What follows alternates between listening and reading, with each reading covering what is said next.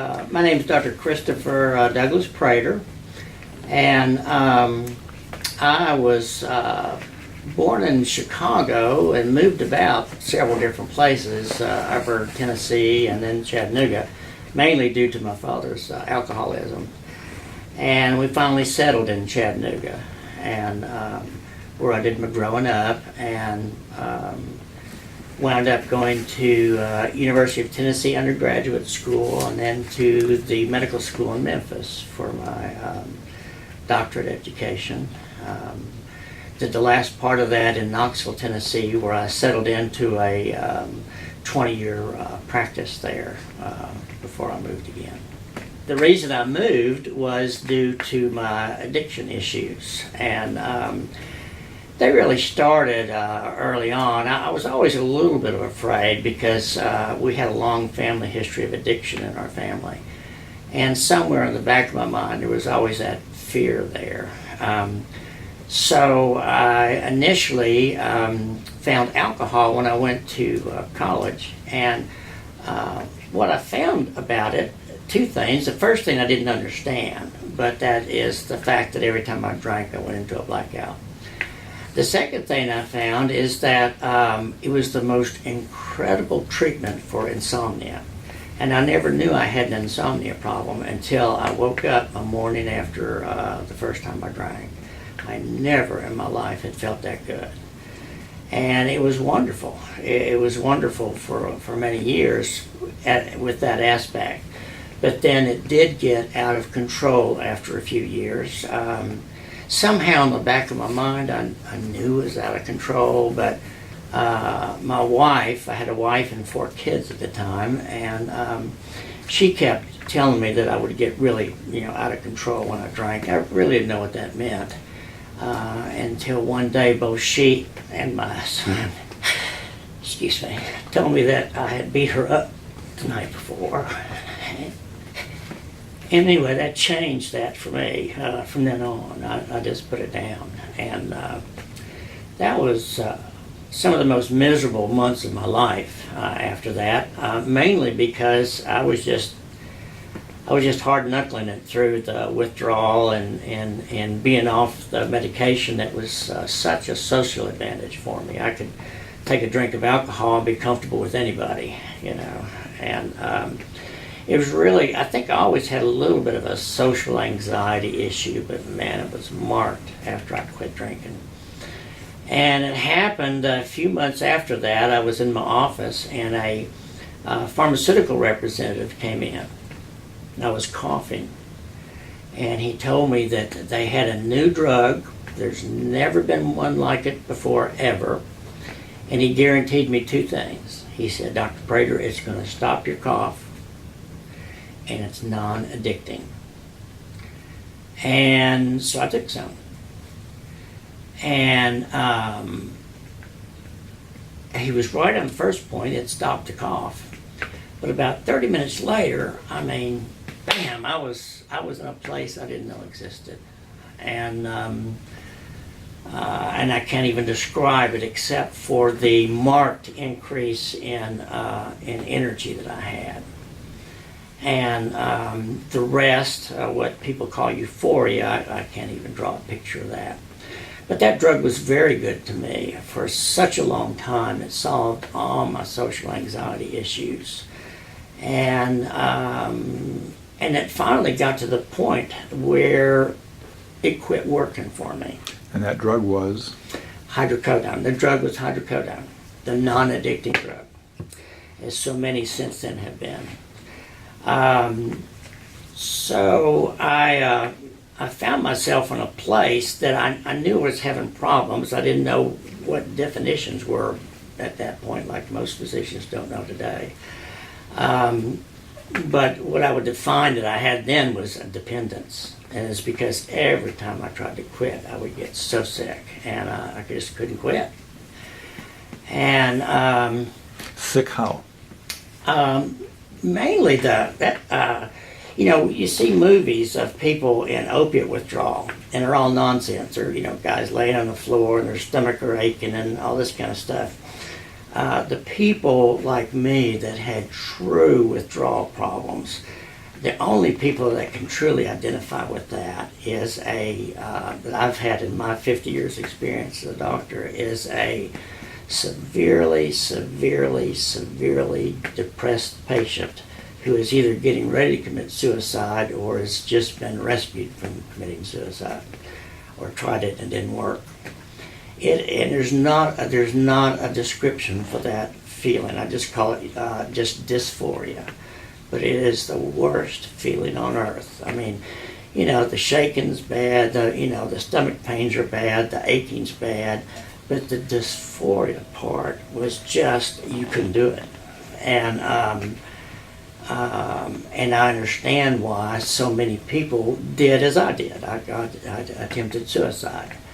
And most people, I think, were like me. You don't attempt suicide the first time you get there. You attempt it when you keep getting there. And you can't quit, keep getting there. And that's where the definition of addiction comes in. Dependence is I can't quit, I get sick. But addiction is I can't stay quit. And I keep getting back to that same hell on earth, no matter what I did. And I tried, I was a doctor. I tried everything everybody knew how to do, there's that little message that always tells you, this time you can do okay. Let's just do like it says, one pill 3 times a day. Let's just stick at that, And it's exactly the same thing that happens to a bipolar patient once they finally get under treatment, They finally say, I'm on 7 drugs. Let me see if I can just take 5.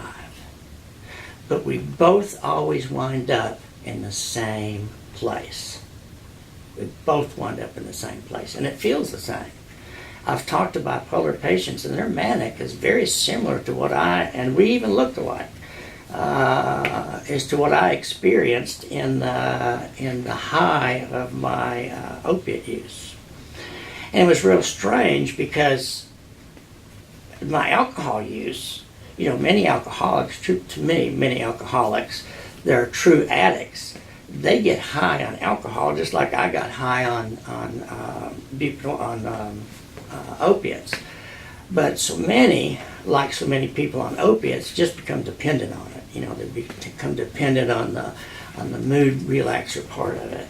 And that was what alcohol did for me. It relaxed me, but that hydrocodone was something else. But, I've taken other opiates since then, like oxycodone, the real exciting drug now. That stuff puts me to sleep. So it seems like those of us that are in that 19.1% that get high on opiates, and you'll have to excuse that percentage. I didn't make it up, but I heard it at a pain meeting a few years back when a pain management doctor, a really well-known pain management doctor, was talking about his most recent study. And he was amazed at what information the computer gives back to you, when you put all this stuff in. And he said, and we're always putting new stuff in, and he said this time it came out that 19.1%, rather than going to sleep, it's a narcotic, right? It's supposed to get narcosis. They go up, just like an ADD kid comes down with speed. So we have an abnormal reaction to it. And I'm going to tell you that abnormal reaction did me so well for so long. And what finally happened for me is that, suicide didn't work. That might have been the lowest low I ever got to, was realizing, I guess in the back of my mind, I always kept that as maybe another way out and didn't realize it. And when that wasn't a way out, it was just awful. It was like, oh my God, I'm going to have to do this from now on. Keep getting back to this. And, but I had lost everything. I'd been a very successful physician in Knoxville. Primary care doctor, was well known as a good doctor, a good husband, good father. After the hydrocodone, I became a legend in Knoxville. you can really go places on that stuff. 100 miles an hour, take a nap every now and then. I started clinics out down in Haiti when nobody else would go down there. Up in Appalachia, was the football, baseball doctor for all these teams in Knoxville. I was in part of a religious group, and if you're anybody in that religious group, you came to me if you were sick. And if you called me up at 2 o'clock in the morning and said, Dr. Prater, I'm sick, if I thought you were sick enough to go to the emergency room, I would tell you, go to the emergency room. I always beat you there. No doctor ever saw my patient in the emergency room. I could do that on the hydrocodone.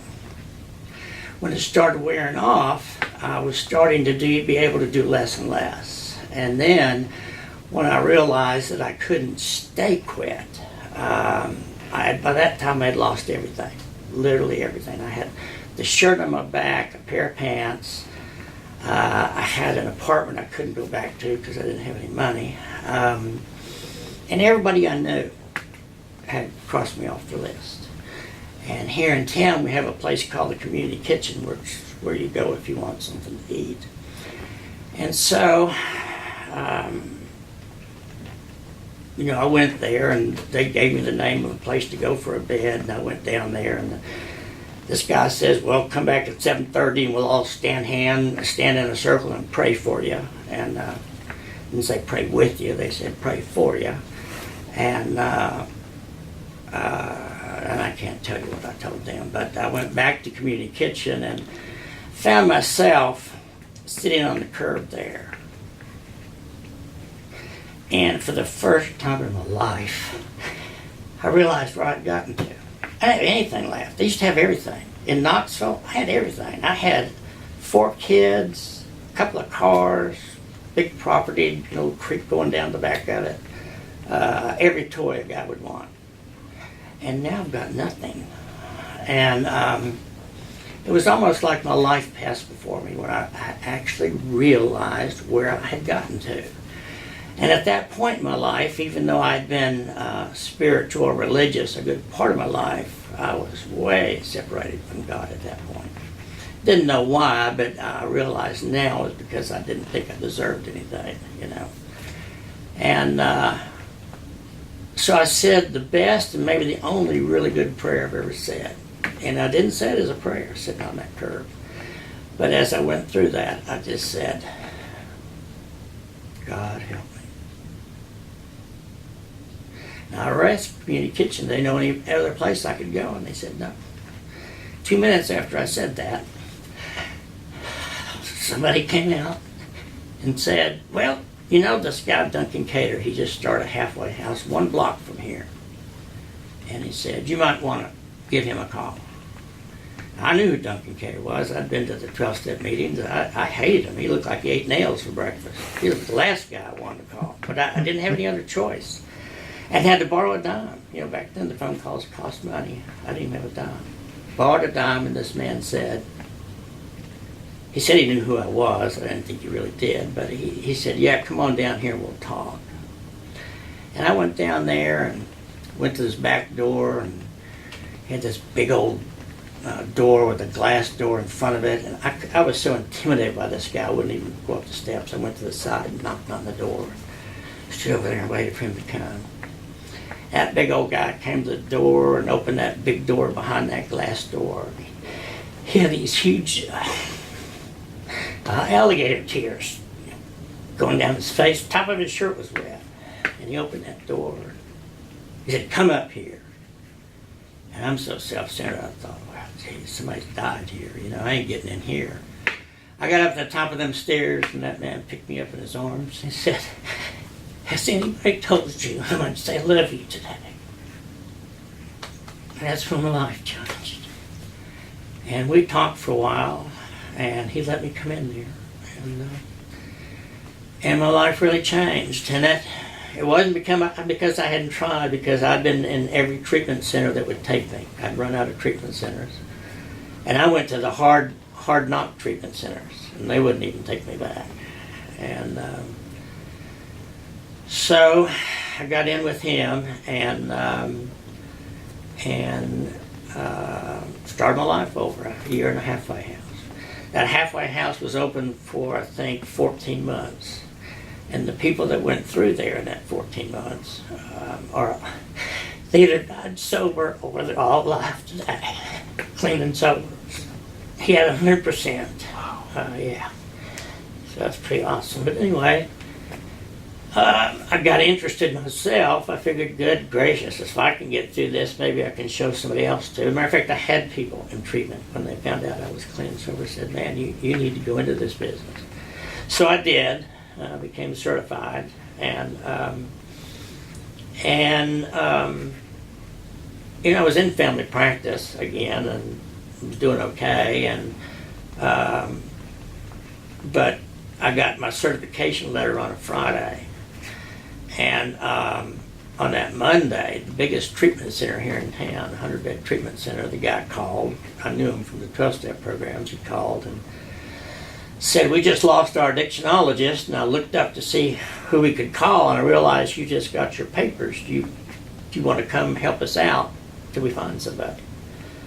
And so I said, yeah, and continued with that on and off since then. So I've been clean and sober from from drugs for, I think, 35 years, and alcohol 30, something like that, or 30 and 25, something like that. Anyway,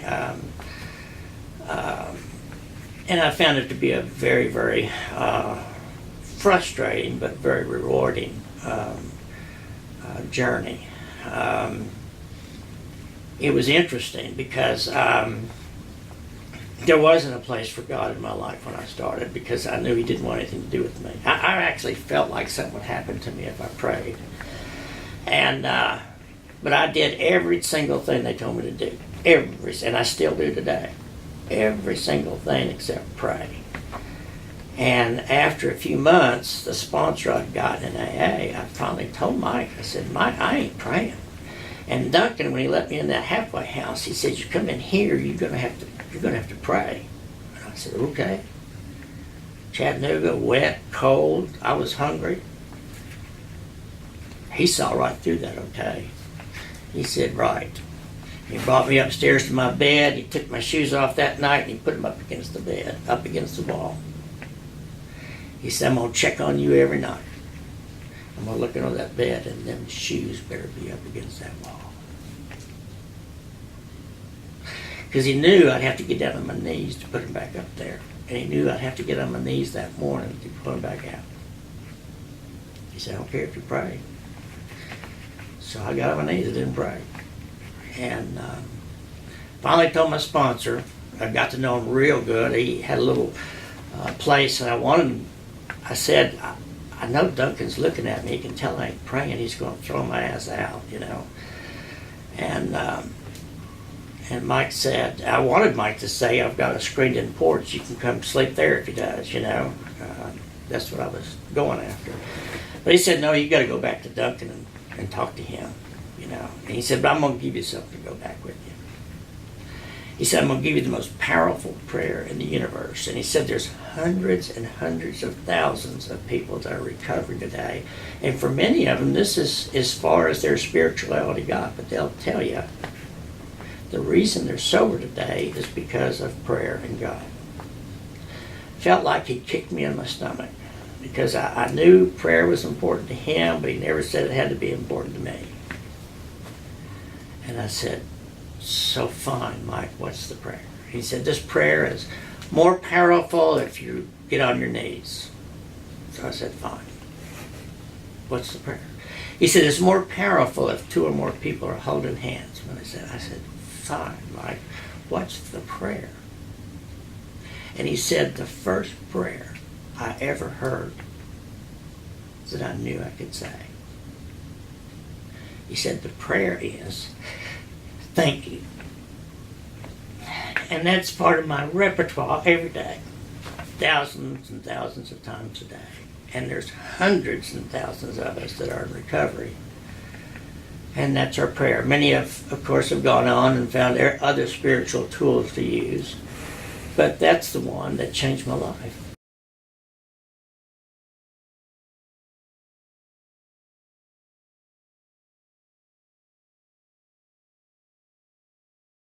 So recovery for me has been a united effort by a lot of people. I did everything I was told to do. When I woke up from my stupor of drugs and alcohol, everybody around me was either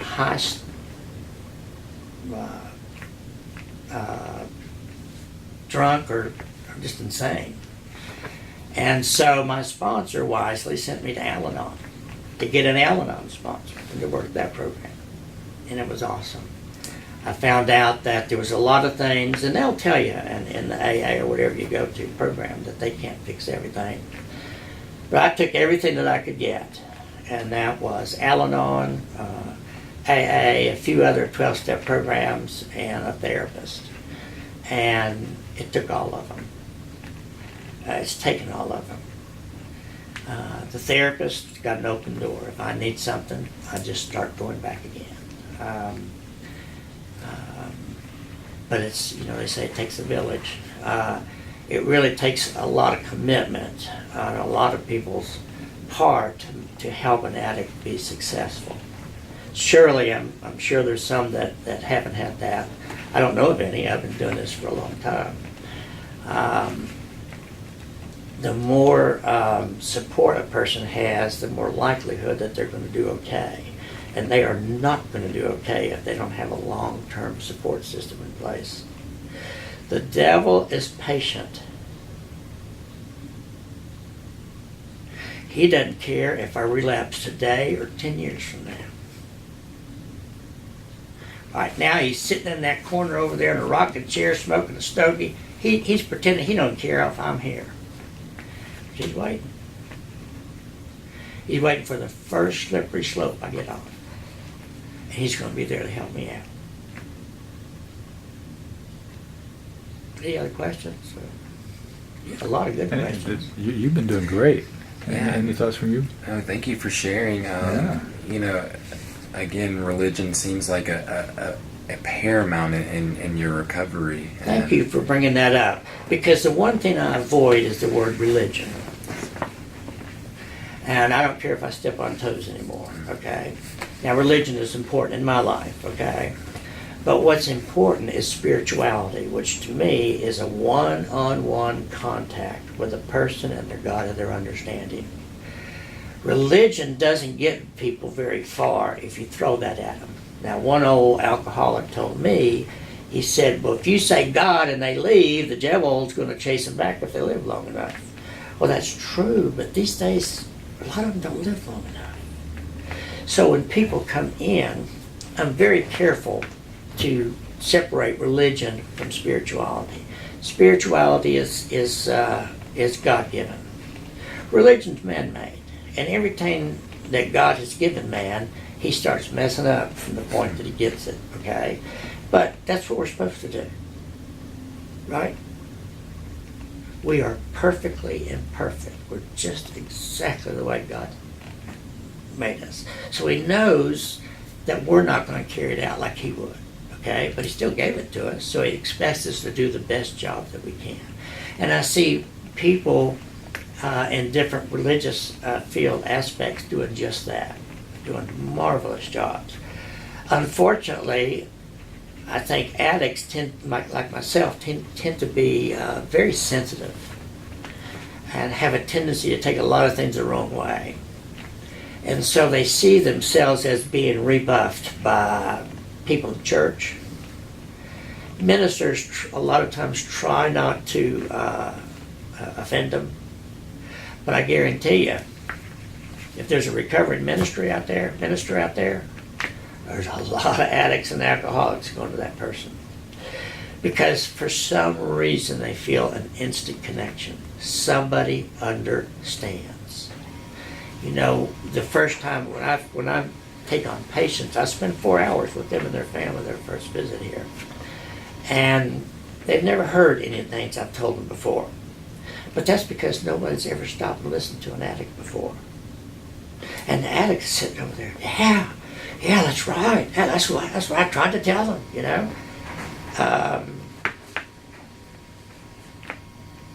So today, the most uninformed people on earth about drugs and alcohol, taking away the people that live out in the woods someplace, or physicians, medical personnel,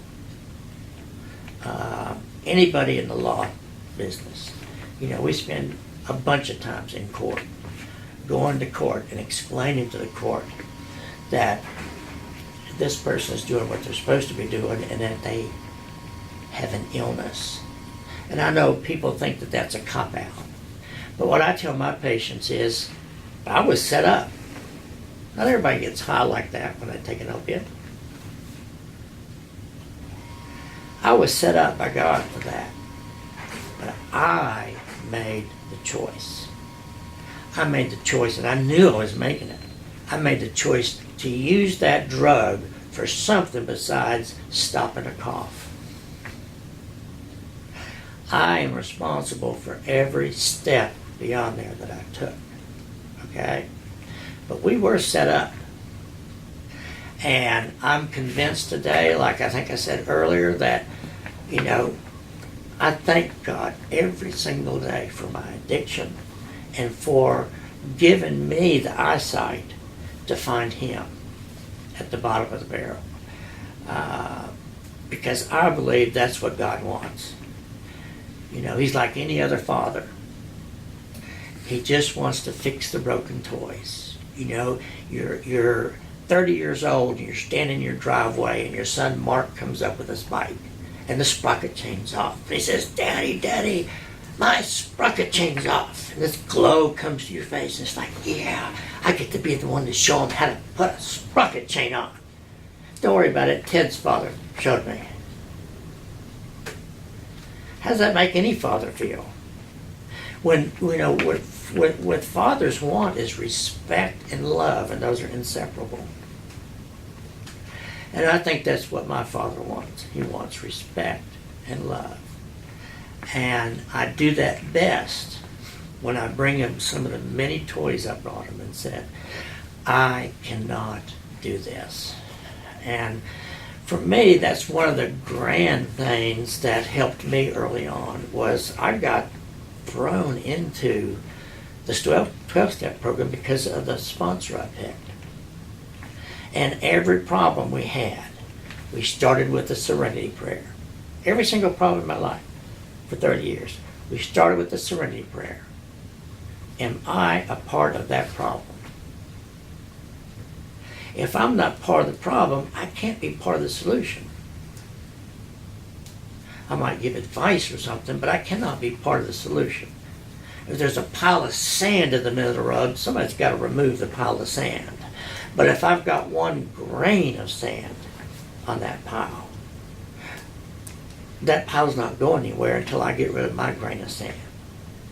And then it still might not go anywhere. In which case, I'm thrown all the way to the third step. First step is, God, I can't do this thing. Second step is, I think there's somebody out there that can help me. And I try all the human ways to figure that out. If that doesn't work, I've got an ace in the hole. Because I know God can fix anything, and He does. I'm saying anything He can fix, and He does. I learned a lot on this journey. And one of the things that I learned was that the thing that I had the least of was what I needed the most of. And that was faith that God would do it. And when I start out with that, I get whatever it is I ask for.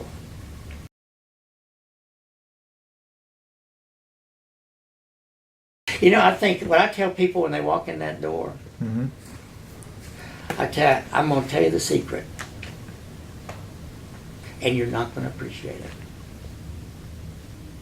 But if you stick with me, you're going to know that it's the truth. The secret is God. So we start them out every single time. And I've never had one person that declined in all these years. We start them out the first night on their knees, holding hands with me, my wife, the staff, and their family members, saying the most powerful prayer on the universe. And when I say thank you, I'm thanking God for everything I know He's given me, but I'm also thanking Him for everything He's given me I don't know about.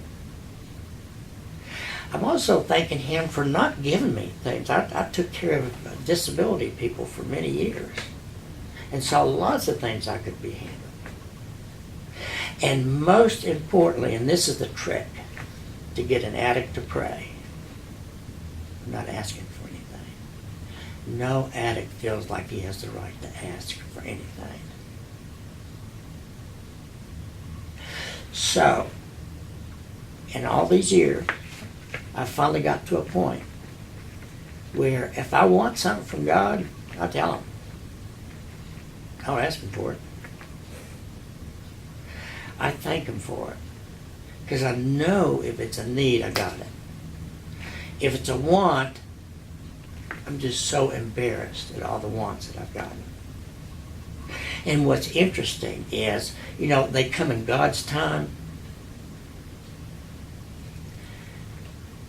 This is just my life.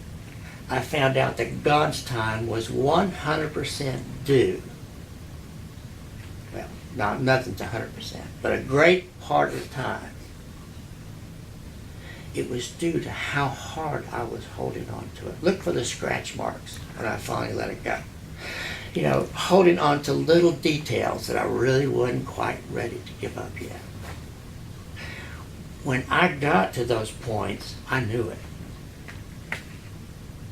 When I got to the point I wanted to quit using drugs, I knew it. Alcohol, I knew it. A lot of things since then, I've known it. But the other thing that I have, that's a gift of the 12-step program, even though they didn't put it this way, I know how to get around the devil's strongest tool, which is shame. It's the first one you hear in the garden, right? Mm-hmm. The devil's shame. I can get around that because I know I'm not only imperfect, but it's okay that I'm imperfect. And that's the hardest pill I ever had to swallow. When I go to a 12-step meeting, I can look at the ones that haven't gotten past the 6th and 7th step. And I'm not sure, everybody tells you if they're rewriting the big book, you ought to go the other way. But, in the 6th and 7th step, it says you recognize what your character defects are, those things that seem to be a pattern in your life, that you are causing problems for you or somebody else, okay? And then, in the 7th step, you give it to God. Well, that was the part I could never get around, People would go into church and, okay, God, I give it to you. And you know what happened? It happened with me when I realized that giving it to God meant realization it was okay not to be God. It was okay to be imperfect.